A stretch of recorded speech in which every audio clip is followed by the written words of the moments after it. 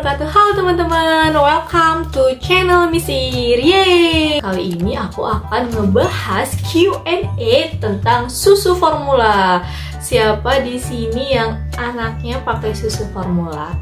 Don't worry, aku pakai susu formula juga. Aku akan kupas tuntas apa aja sih pertanyaan-pertanyaan terkait susu formula dan apa aja jawabannya. Nah, ini sudah aku rangkum berdasarkan yang aku tahu dari dokter spesialis anak, juga dari artikel-artikel yang aku baca ya. Sebelumnya, aku minta kalian buat support channel ini dengan cara subscribe, like, comment, share video ini, siapa tahu bermanfaat buat kita semua. Yang kita tahu makanan minuman terbaik untuk bayi di bawah 6 bulan, dari bayi baru lahir sampai 6 bulan adalah ASI, air susu ibu. That's right, ya itu betul banget. Tapi kalau memang tidak bisa atau memang butuh bantuan susu formula, mau nggak mau kita harus mempelajarinya lebih dalam. Oh ya teman-teman, aku saranin nih buat kalian yang mau gunain Sufor, nggak ada salahnya kok buat sharing sama dokter spesialis anak kalian atau sama bidan di puskesmas terdekat. Sampai skip video ini karena ternyata banyak banget loh hal-hal yang baru aku tahu setelah aku mempelajari atau aku sering menonton video-video dari dokter spesialis anak. Teman, untuk pertanyaan yang paling pertama, gimana sih kondisi air yang baik untuk membuat susu formula? Air yang baik untuk membuat susu formula yaitu 70 derajat Celcius. Atau kalau kamu habis merebus air nih, kan sudah mendidih, terus kamu diamkan selama 30 menit. Nah, itu nanti setelah 30 menit buat susu formula. Jika aku coba setelah merebus air lalu aku diamkan selama 30 menit, ternyata itu tuh nggak panas, tapi dia tuh kayak anget-anget kuku. Nah, itu adalah kondisi air yang terbaik untuk membuat susu formula. Pertanyaan kedua, yang paling tepat itu sebaiknya air dulu atau susunya dulu ya teman-teman? Jawabannya adalah yang paling tepat yaitu airnya dulu, baru dicampur dengan susu formulanya. Nah, kenapa kayak gitu? Nah, kalau air dulu 140, baru nanti dimasukin susunya, misalnya 2 sendok. Nah, airnya akan naik sendiri. Jadi misal di 155 atau 160 kayak gitu, kisarannya seperti itu. Apa yang akan terjadi jika kita memasukkan susu formulanya terlebih dahulu baru airnya? Misalnya kita masukin susu formulanya, nanti khawatir takarannya tidak pas, bisa kelebihan ataupun kekurangan. Gitu ya teman-teman. Pasti banyak banget bunda yang nanya, boleh nggak sih seduh susu formula pakai air dingin? Dan kenapa? Nah, jadi kalau menurut para ahli atau para dokter itu tidak boleh membuat susu formula menggunakan air dingin. Bolehkah mencampur air panas lalu susu formula lalu dicampur dengan air dingin? Nah, untuk beberapa dokter itu menyarankan tidak seperti itu dalam pembuatan yang benar. Jadi stepnya memang harus air yang tadi sudah hangat-hangat kuku itu semuanya, lalu baru dimasukin susu formula. Dan semua baby kita tetap dalam keadaan sehat ya bunda. Pertanyaan berikutnya, nah kalau airnya masih panas, terus anak kita sudah nangis, udah nggak sabar pengen minum susu, apa yang harus kita lakukan? Bagaimana cara mendinginkannya? Nah, jadi cara mendinginkannya adalah aku boleh alirkan air dari atas sini, tapi dalam kondisi botol yang tertutup rapat ya teman-teman. Jadi air dinginnya tidak akan masuk ke bagian dalam susu formula. Air dingin atau air dari keran putar terus sampai kira-kira susu formulanya udah mulai dingin, tapi tetap dalam kondisi botol yang tertutup ya. Boleh nggak sih kita rendam susu yang tadi masih panas menggunakan air es biar cepat dingin? Jawabannya adalah tidak boleh. Perubahan suhu pada susu formula yang begitu drastis itu akan menyebabkan nilai gizinya itu berkurang teman-teman. Kan sayang ya. Pertanyaan berikutnya. berikutnya, bolehkah kalau menyeduh susu menggunakan air yang sangat panas? Nah, jawabannya adalah sebaiknya jangan, karena khawatir nanti bayi kita akan kepanasan saat minum susu. Kan kasihan, lidahnya pasti nanti akan merasa terbakar seperti itu. Nah, berarti solusi terbaik adalah biasanya kan kalau kita udah beberapa kali minumin air susu ke anak kita, itu kita udah tahu polanya atau kisaran jamnya. Jam berapa aja nih dia akan menyusu. Nah, kita udah siapin, kita udah well prepare tentang air hangatnya ya teman-teman. Yang paling sering ditanyakan adalah susu formula terbaik itu merek apa? Nah, teman-teman bisa sesuaikan dengan kebutuhan bayi teman-teman, dan juga silahkan cari susu formula yang harganya memang masuk di budget teman-teman, seperti itu ya. Kalau yang nanya sama aku nih, waktu aku baru lahir, itu kan aku nggak keluar ASI sampai hari keempat memilih merek Baby Love, karena aku baca-baca katanya Baby Love itu adalah susu formula yang rasanya mendekati ASI. Nah, sekarang kan susu formula banyak banget spesifikasinya, jadi silakan teman-teman baca dan disesuaikan ya sama kebutuhan dan juga keuangan kalian. Susu formula yang sudah diseduh awetnya sampai berapa lama ya? Jawabannya adalah susu formula yang sudah diseduh awetnya atau baik dikonsumsinya hanya dalam jangka waktu kurang dari 2 jam. Jadi jangan sampai lebih dari 2 jam ya teman-teman, karena itu sudah bisa dikatakan susu yang basi atau khawatir bakteri-bakterinya itu sudah banyak di dalam susu formula tersebut. Baiknya setelah dibuat itu susu formulanya langsung diminum dan dihabiskan oleh bayi. Pertanyaan ke-10, apakah botol susu ini wajib disteril?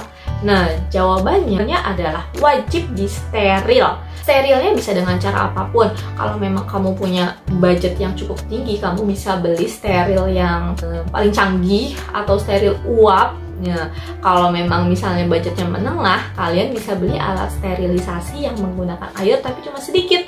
Nah, aku juga menggunakan alat sterilisasi seperti itu yang kisaran harganya 250 ribuan teman-teman. Untuk mereknya kalian bisa sesuaikan dengan yang kalian butuhkan ya. Kalau tidak mau steril menggunakan alat, kalian bisa sterilisasi dengan cara merebus botol-botol ini dengan air yang mendidih. Nah, jadi direbus di atas kompor seperti itu ya. Pertanyaan ke-11, susu formula yang nggak habis diminum, apakah harus kita buang? Kan sayang, susu formula kan mahal. Iya teman-teman, aku juga ngerasain banget gimana mahalnya susu formula, dan gimana sih kita kalau misalnya ngeliat susu formula itu masih banyak banget sisanya, kita pasti ngerasa sayang. Tapi aku selalu mikir begini, pasti sebagai ibu ataupun sebagai orang tua pasti lebih sayang kepada anak kita dibanding dengan susu formula. Jadi bismillah, semoga kita semua banyak rezekinya, jadi tidak khawatir atau tidak masalah dalam membeli susu formula. Pertanyaan ke-12, apakah minum susu formula boleh dijeda-jeda atau boleh diminum dalam beberapa kali? Aku memperbolehkan anakku untuk minum susu formula berkali-kali, tapi pakai batas waktu. Nah, kalau biasanya kan susu formula itu batas waktunya 2 jam. Kalau aku ngebatasin sendiri, pokoknya tidak boleh minum lebih dari 1,5 jam. Jadi kalau udah lebih dari 1,5 jam, aku selalu stop pengguna susu formula dan aku akan ganti dengan yang baru. Minum susu lalu kita belum sempat mencuci botol susu formulanya, apa yang harus kita lakukan biar botol formulanya tetap steril? Nah, jadi kalau memang bunda-bunda belum sempat untuk mencuci apalagi mensteril botol susu formula, jadi alangkah baiknya setelah digunakan atau dikonsumsi oleh bayi, itu kan biasanya suka ada sisa-sisa susu yang masih menempel di dalam botol. Itu baiknya kamu kocok sampai bersih. Nanti kalau sudah luang waktunya, silahkan dibersihkan dan disteril ya bunda.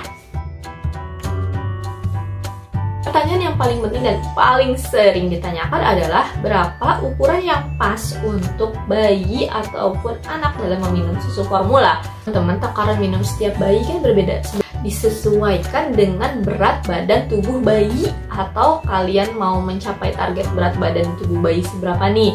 Nah, berarti harus ada konsumsi yang lebih seringkan kayak gitu. Cuma normalnya untuk bayi yang baru lahir sampai 1 bulan, Aku lihat catatan ya teman-teman. Normalnya untuk bayi yang baru lahir sampai usia 1 bulan itu 60 ml per 1 kali minum. Nah, itu minumnya biasa kalau bayi baru lahir karena belum makan apa-apa, jadi intens banget setiap 2 jam sampai 3 jam sekali. Nah, lalu usia 1 sampai 3 bulan takarannya adalah 120 ml per 1 kali minum. Frekuensinya 6 sampai 8 botol per hari ya teman-teman. Usia 3 sampai 6 bulan itu 150 ml per 1 kali minum. Frekuensinya 4 sampai 6 botol per hari. Usia 6 bulan ke atas, takarannya adalah 250 ml per 1 kali minum. Frekuensinya 4 sampai 5 botol per hari. Pertanyaan berikutnya, klasifikasi bayi seperti apa sih yang boleh minum susu formula? Itu adalah bayi yang lahir secara prematur atau sebelum 37 weeks, teman-teman. Biasanya juga bayi prematur memerlukan gizi yang lebih agar bisa mencapai berat badan ideal atau berat badan yang sesuai dengan usianya, teman-teman. Kedua adalah bayi yang nggak bisa mengolah gula dari ASI. Jadi diberikan ASI tapi bayi itu berat badannya nggak naik-naik. Selanjutnya adalah masalah ASI pada ibu bayi, teman-teman. Misalnya ibunya itu sakit berat atau ASI yang keluar sedikit atau bahkan tidak keluar sama sekali, adalah solusi bagi para bunda yang bekerja. Pertanyaan berikutnya adalah bagaimana cara memilih susu formula yang baik buat anak kita? Apakah susu formula yang mahal itu selalu baik? Jawabannya no. Jawabannya adalah tidak. Jadi biasanya kalau susu formula itu lebih ke cocok-cocokan terhadap bayi. Nanti bayi biasanya tubuhnya akan bereaksi terhadap susu formula tersebut.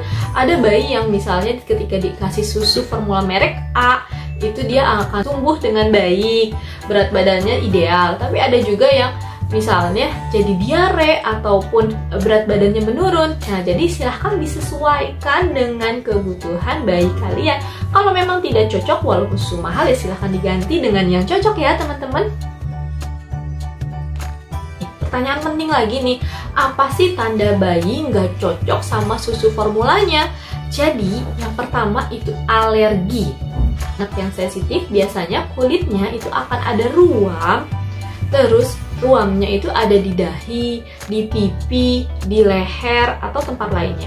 Ruamnya bisa dalam bentuk kayak bentol, gatal, ataupun eksim. Jadi kalian kalau misalnya baru pertama kali coba susu formula, kalian coba perhatikan tubuh bayi kalian. Kalau memang tidak ada reaksi, insya Allah cocok. Yang kedua biasanya berkaitan dengan pencernaan.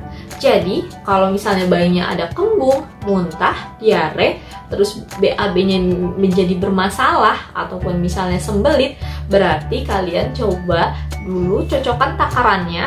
Nah, kalau takarannya sudah cocok tapi masih seperti itu, kemungkinan memang tidak cocok dengan merek susu formula yang kalian berikan. Tiga, itu terkait dengan masalah pernapasan. Jadi kalau bayi kalian pilek, batuk, ataupun sesak napas, coba dicek atau diganti dengan susu formula merek lainnya ya. Bagaimana cara mengatasinya bayi yang nggak cocok sama susu formula? Kalau reaksi yang timbul adalah alergi, maka stop susu formula yang nggak cocok. Terus kalau masih ASI, ibunya itu tidak boleh minum susu sapi, keju, yogurt, ataupun daging sapi. Solusinya adalah bisa diganti dengan susu formula yang hipoalergenik.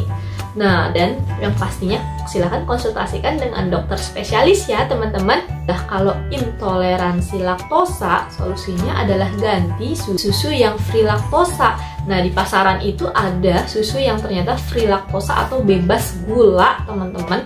Tapi memang untuk harganya itu jauh lebih sedikit dan rasanya pasti akan berbeda dengan susu formula yang pakai gula. Aku pernah, anakku tuh diare, tuh dokter menyarankan untuk mengganti susu yang biasa aku konsumsi dengan susu yang free laktosa hanya ketika diare tersebut.